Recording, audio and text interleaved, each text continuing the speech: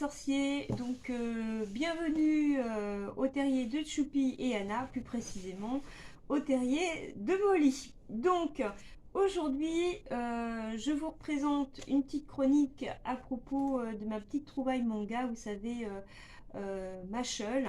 Donc je vous présente le tome 2.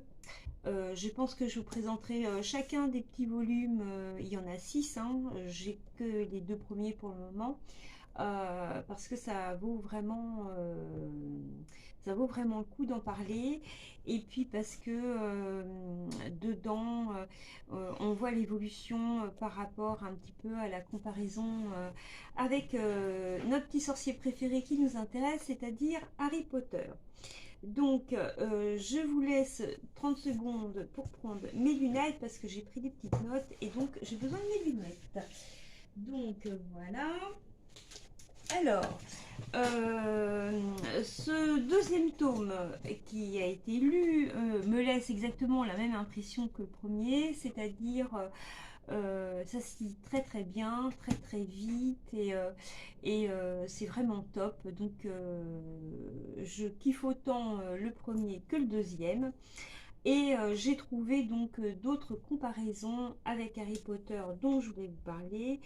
Et Mash Burndead est vraiment un personnage très attachant au fil des pages.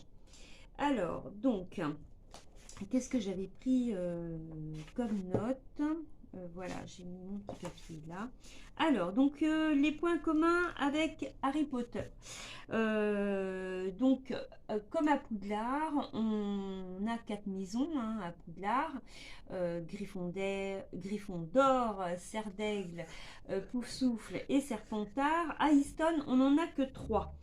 Donc je vais pas vous dire par rapport à Poudlard quelles sont, par quoi les maisons sont représentées, mais à Easton, donc il y a un aigle. Donc il y a 3 maisons qui sont Adler, Orca et Lang. Adler est représenté par un aigle. On pourrait l'assimiler à Gryffondor car les devises sont, les traits de caractère sont le courage et la foi. Ensuite, vous avez Orca qui est un orque. Donc là, on l'apparente à Serre d'Aigle puisque c'est la sagesse et l'assiduité. Et enfin, Lang, c'est le loup. Là, aucune comparaison. La comparaison est très évidente. C'est Serpentard, c'est le talent et l'orgueil. Alors, dans Poudlard, enfin dans Harry Potter, on a un choixpeau qui répartit les élèves, hein. Là, c'est une licorne, hein.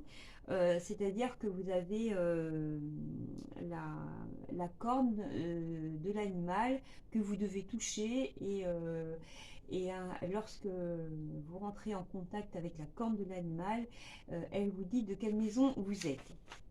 Et enfin, on a une sorcière qui ressemble étrangement à Minerva, qui assiste la licorne à la répartition des élèves. Donc, je voulais vous montrer notre sorcière qui est ici, là, vous voyez, et notre licorne qui est là. Voilà. Donc, et donc là, vous voyez notre mâche qui lui touche la licorne. Voilà, vous voyez comment ça se passe. Voilà. Donc, j'ai adoré ce deuxième tome, hein, voilà, inutile de vous le répéter davantage. Je crois que vous avez compris, et donc je vais aller courir m'acheter le 3e tome pour vous en parler prochainement. Allez, sur ce, on est jeudi, les petits sorciers. Donc, je vous souhaite un très bon week-end. Chez nous, je crois que ça va être avec de la pluie. Et je vous fais de gros bisous. Et je vous dis donc à très très bientôt. Ciao!